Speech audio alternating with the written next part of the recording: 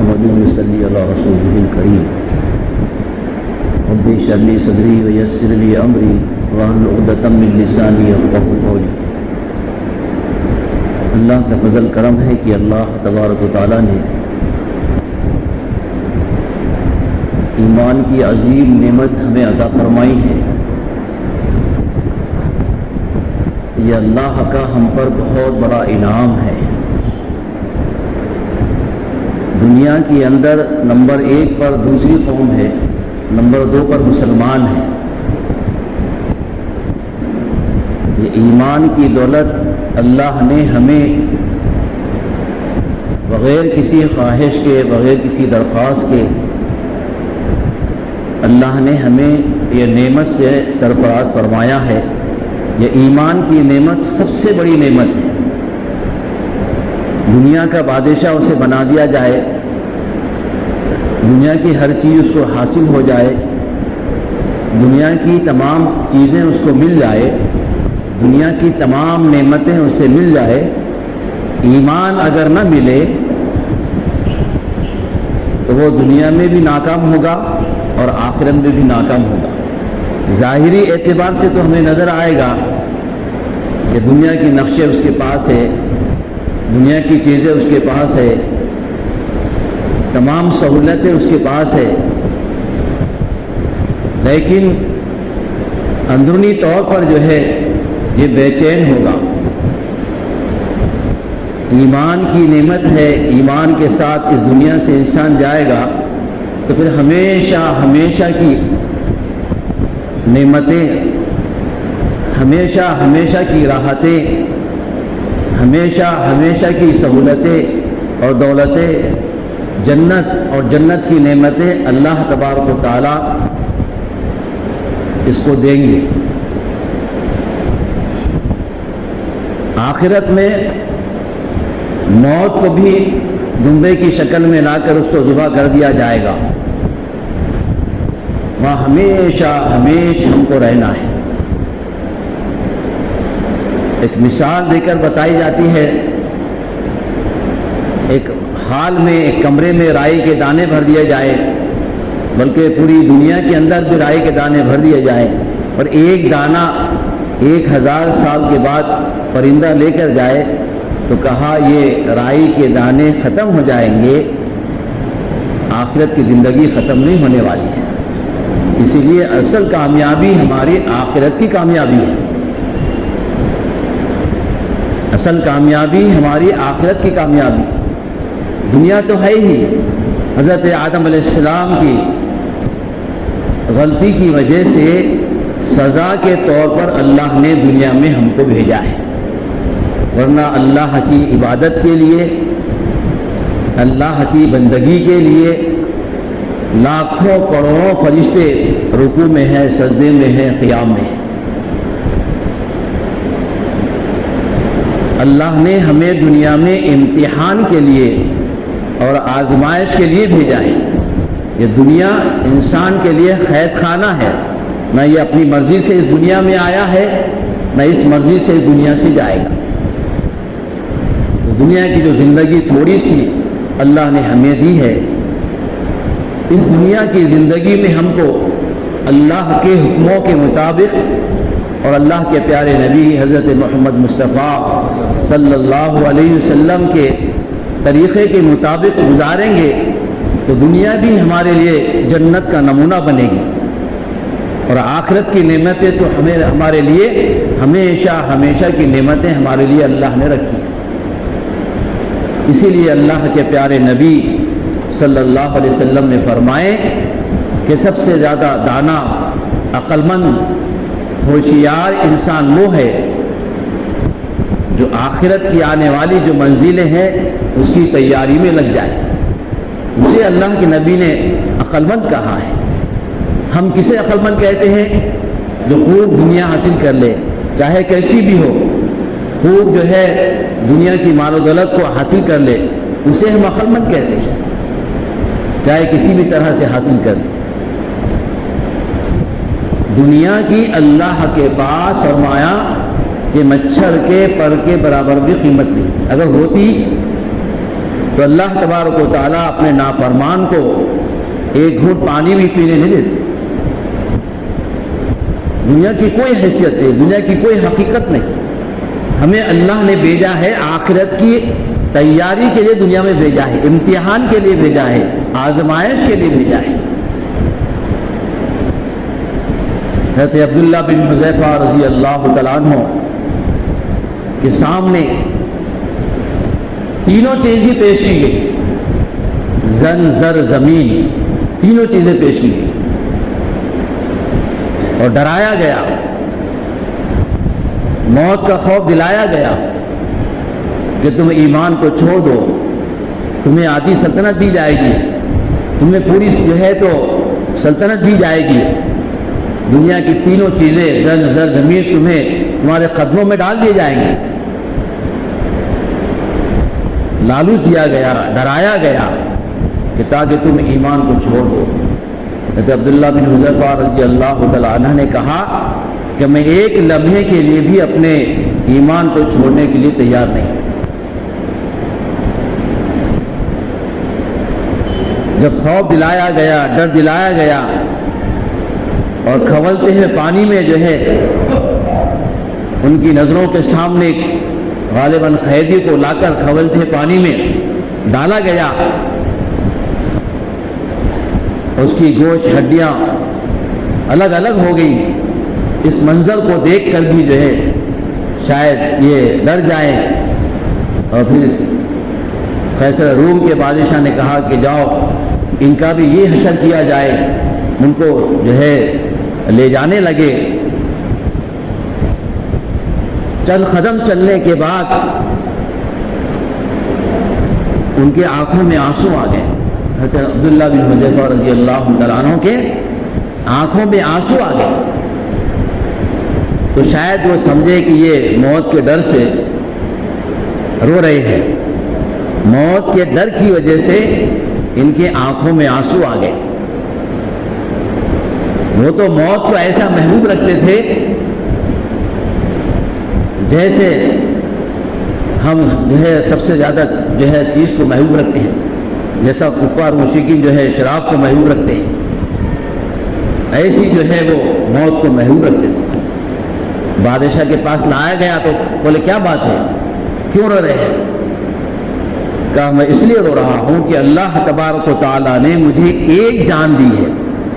اگر جو ہے میرے جسم پر جتنے بال ہیں اتنی بھی جانیں اللہ دیتے تو میں اللہ کے دین پر, اللہ کے نام پر ایمان کے خاطر قربان کر دیتا. یہ وہ ایمان تھا. آج ہمارا کیا معاملہ ہے؟ تھوڑی سی دنیا کے لیے, تھوڑی سی جو ہے دولت کے لیے, تھوڑے سے چیزوں کے لیے آج مسلمان جو ہے اپنے ایمان کا سودا کر لیتا ہے, اپنے ایمان کا سودا کر لیتا ہے. تو یہ ایمان بنیادی چیز ہے. یہی ایمان ہمیں ہمیشہ ہمارے ساتھ رہے گا, دنیا میں بھی, موت کے وقت بھی, خبر میں بھی, حشر میں بھی, نام اعمال کے تلنے کے وقت بھی, پل صراط پر سے گزرنے کے وقت بھی یہ ایمان ہمارے ساتھ رہے گا. یہ ایمان ہمیں جہنم سے بچا کر جنت میں لے کر جائے گا. دنیا ہمارا ساتھ چھوڑ دے گی, نہ بیوی ہمارے ساتھ آئیں گے, نہ بچے ہمارے ساتھ آئیں گے, نہ دنیا کی کوئی چیز ہمارے ساتھ آئے گی. تنہا آئے ہیں تنہا جانا پڑے گا. اعمال کا ٹوکرا ہمارے ساتھ جائے گا. اچھے اعمال ہیں تو جنت کا باغ ہے, قبر کا گڑھا, اور اگر نافرمانی کے ساتھ اللہ کو ناراض کر کے جائیں گے تو پھر یہی قبر کا گڑھا ہمارے لیے جہنم کا گڑھا بنے گا. اسی لیے حضرت عثمان غنی رضی اللہ تعالیٰ عنہ, جنہیں ذی نورین کہا جاتا ہے, 2 نور والے, آپ کسی قبرستان سے گزرتے تو اتنا روتے کہ داڑھی آنسوں سے تر ہو جاتی. کہا آپ جو ہے جہنم کے اور جنت کے آخرت کے تذکرے سے اتنا نہیں روتے. کہا قبر یہ سب سے پہلی منزل ہے, جو اس میں کامیاب ہو گیا پھر آگے کی تمام منزلیں اس کے لیے کامیاب ہیں۔ عمل سے زندگی بنتی ہے، جنت بھی جہنم بھی، یہ خاکی تیری فطرت میں نہ نوری ہے نہ ناری ہے۔ عمل اصل ہے، عمل دیکھا جائے گا۔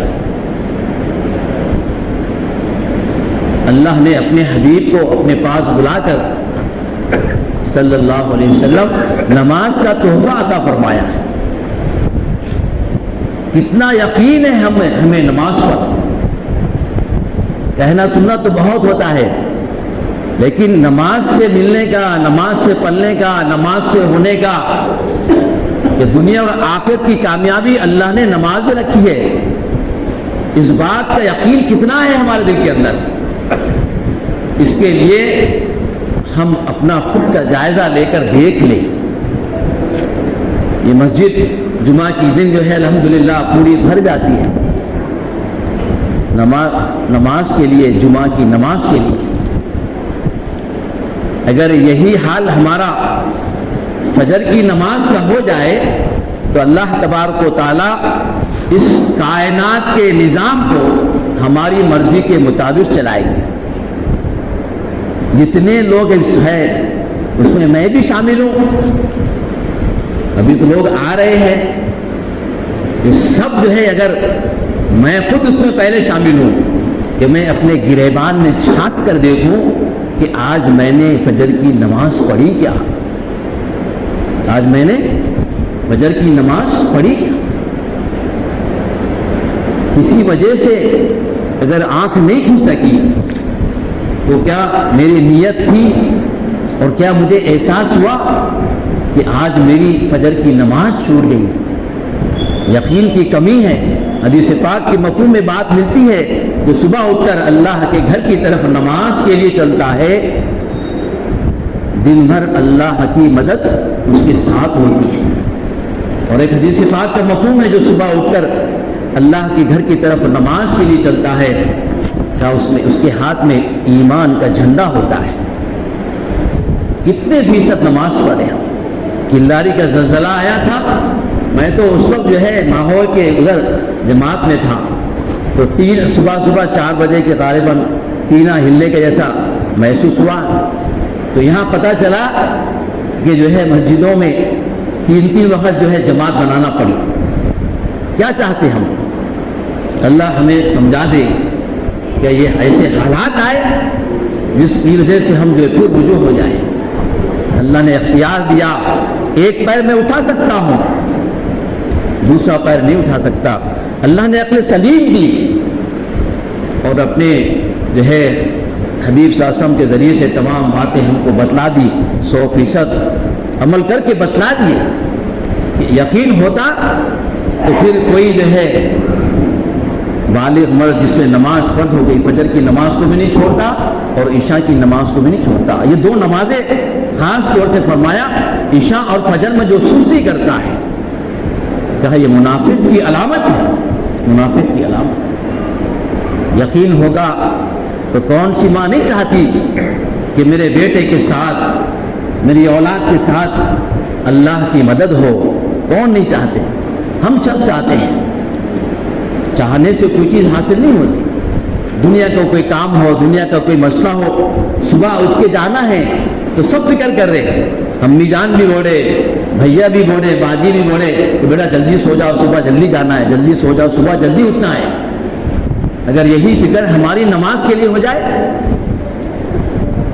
بوڑھے ابا جان، بوڑھی امی جو ہے اٹھ کر نماز پڑھ رہے ہیں اور بیٹے بھی سوئے ہوئے ہیں، یہ تقریباً گھروں کا حال ہے۔ یہ بیٹے بھی سو رہے ہیں، بیٹیاں بھی سو رہے ہیں اور بہویں بھی سو رہے ہیں۔ چند ہوں گے بیچارے گھرانے ایسے ہوں گے۔ اہتمام نماز پر اللہ نے دنیا اور آخرت کی کامیابی کا دارومدار رکھا ہے، اہتمام نماز پر۔ ابھی اذان ہوئی، ابھی جائیں گے، جائے گئے کرے تک شیطان بولتا بھی ذرا طہارت بھی کر لیں گے، بولے کرے تک جو ہے تکبیر اولا بھی چلی جاتی ہے، 1 رکعت 2 رکعت 3 رکعت ملی تو بڑی مشکل سے جو ہے آخری فائدہ ہم کو مل جاتا۔ تو یہ ہماری نمازوں کا حال ہے۔ پھر نمازیں ہماری کیسی ہے؟ میں تو سمجھ رہا تھا کہ مسجد کا، محلے کا سب سے بڑا نمازی میں ہوں، میرے جیسا نمازی تو کوئی ہے ہی نہیں. لیکن جب حلقے میں بیٹھا تو پتہ چلا کہ سورہ فاتحہ میں کئی غلطیاں ہیں. جب احساس ہوا میری 40 سال کی اور میری 50 سال کی نماز بیکار ہو گئی, ضائع ہو گئی, غارت ہو گئی. قرآن صحیح ہوگا تو نماز صحیح ہوگی. کتنے مسائل ہیں اس کو علم معلوم کرے, نماز کے مسائل معلوم کرے, باقی کے مسائل معلوم کرے, تب کہیں جا کر وہ عمل ہمارا صحیح ہوگا. یہ عمل پھر ہمیں اللہ کی رحمتوں کو, برکتوں کو اتارنے کا ذریعہ بنے گا, اللہ کے قریب ہونے کا ذریعہ بنے گا. ورنہ حدیث پاک کے مفہوم میں یہ بات بھی ملتی ہے کہ آدمی نماز پڑھتا ہے اور یہ اللہ سے دور ہوتا ہے. حدیث ہے کالے کپڑے میں لٹ کر جو ہے مفہوم ہے اس کا, یہ منہ پر پھینک کر مار دی جاتی ہے, اس کے سر کے اوپر بھی نہیں ہوتی. لیکن کس کا حال ہے؟ نماز کا. نماز کا حال ہے جو ایمان کے بعد سب سے عظیم الشان رکن ہے اسلام کا.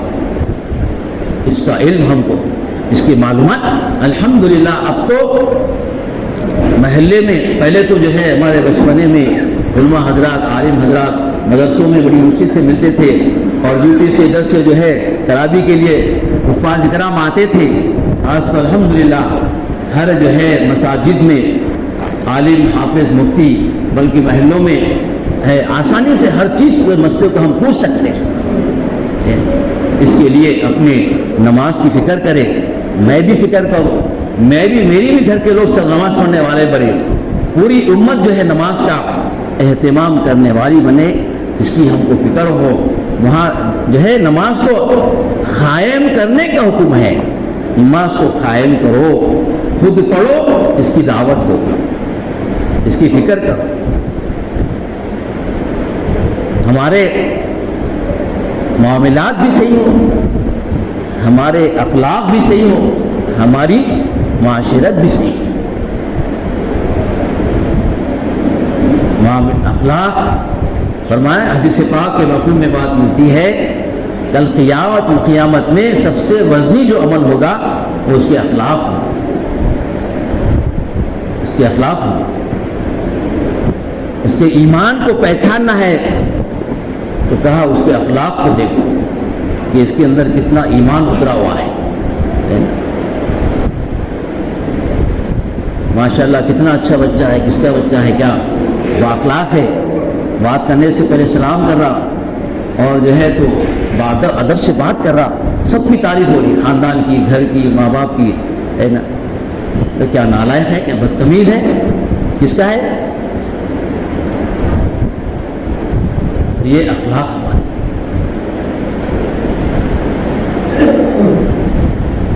سلام اس پر کہ جس نے گالیاں کھا کر دعائیں دی وہ نبی کی امت میں ہے.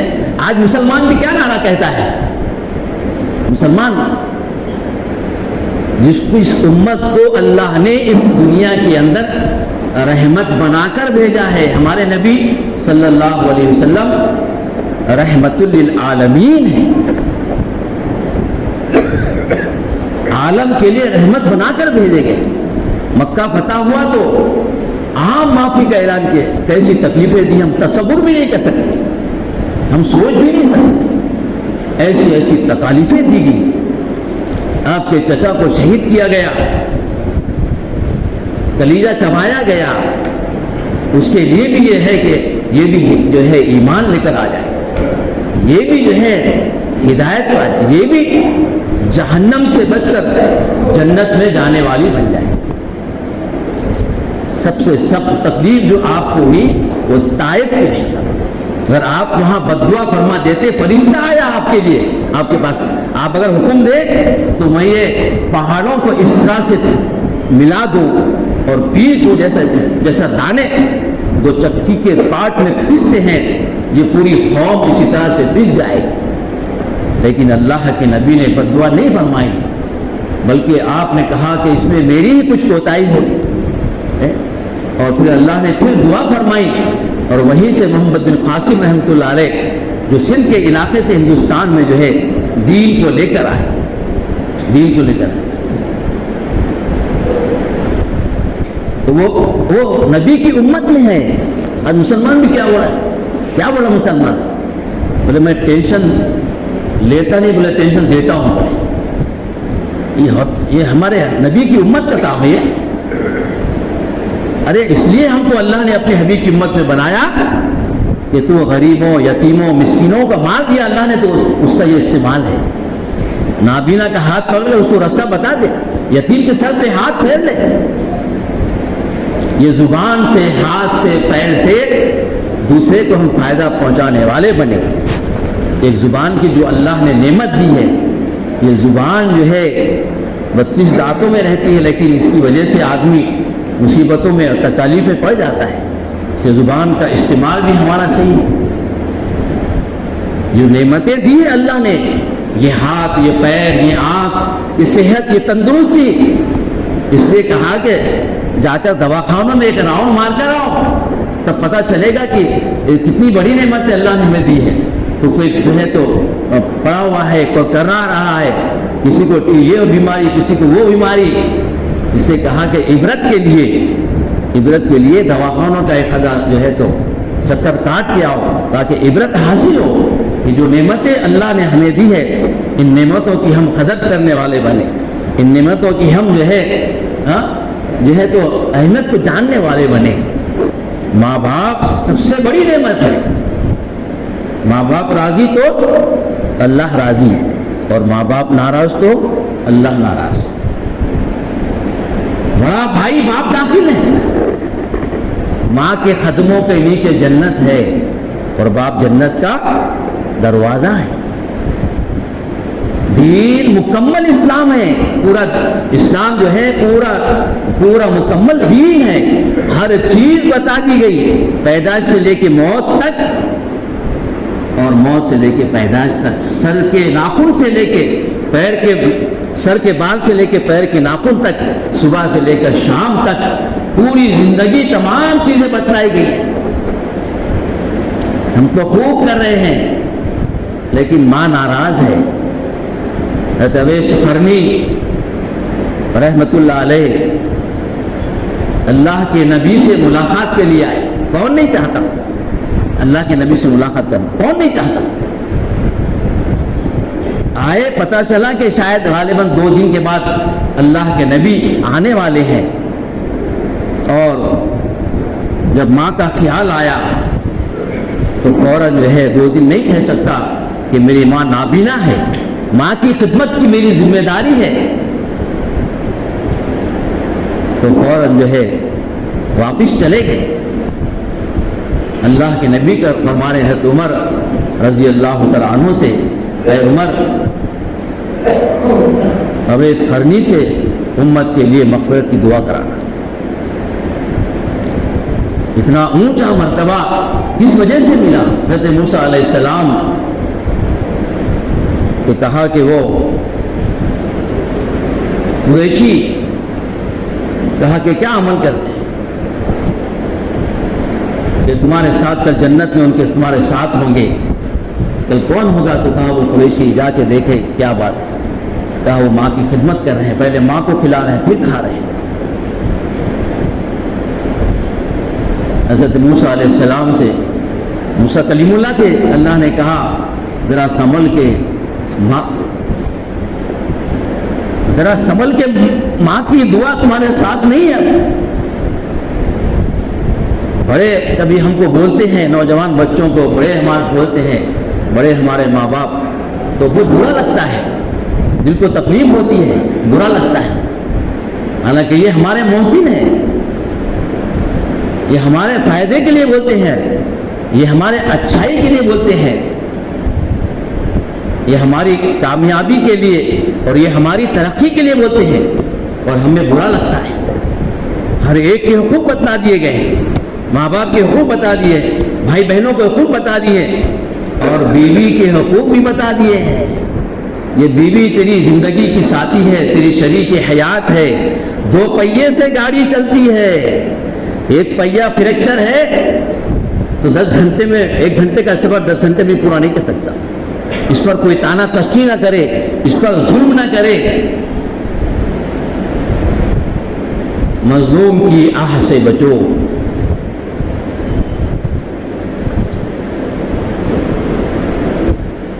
مظلوم کی بددعا سے بچو. یہ ڈائریکٹ آسمانوں کو چیرتے ہوئے اللہ کے پاس چلی جاتی ہے. ہاں، مظلوم کی آہ سے بچو، مظلوم کی بددعا سے بچو. گھر میں اگر کوئی بہن کوئی یہ مظلوم ہے تو وہ گھر پنپ نہیں سکتا.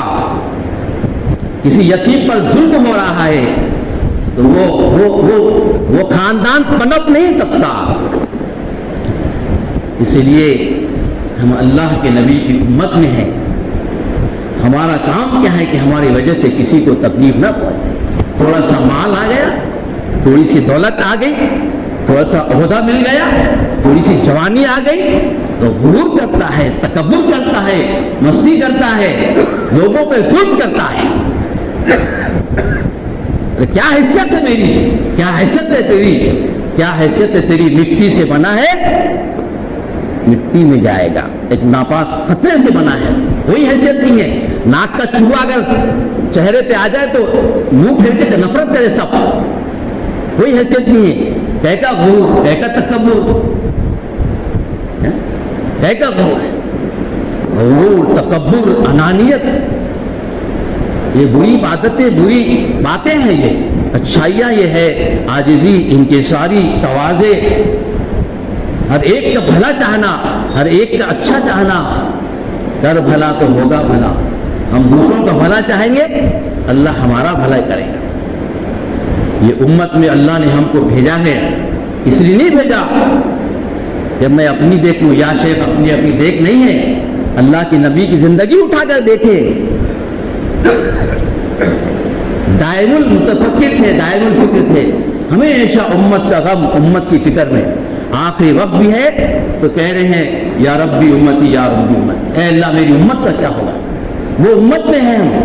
اب ہماری ذمہ داری ہے، میری اپنی ذات، میرے گھر کے لوگ، میرے پڑوسی، میرے محلے والے، میرے علاقے والے، میرے ملک والے، بلکہ پوری انسانیت کے اعتبار سے اللہ نے ہم کو ذمہ دار بنایا ہے. یہ دعوت کا کام، یہ دین کا کام ہم سب کی ذمہ داری ہے. صحابہ نے جب اس کا حق ادا کیا تو خیسر و کسریٰ کے خزانے ان کے قدموں میں آئے، اور 1450 سال آج تک اللہ تعالیٰ ان کی قربانیوں کے طفیل میں آج ان کو کھلا رہا ہے. ہم بھی اللہ کے دین پر لگائیں گے، ہماری نسلوں کو اللہ ہدایت دیں گا، اور نسلوں تک کے لیے اللہ تعالیٰ جو ہے دنیا کے خزانے بھی اس کے لیے کھولے گا. اس کی دنیا بھی بنے گی، اس کی آخرت بھی بنے گی، سکون اور چین اور راحت آئے گی، پیر پڑی دنیا آئے گی. خوب دنیا حاصل کر لیے لیکن اندر بے چینی ہے.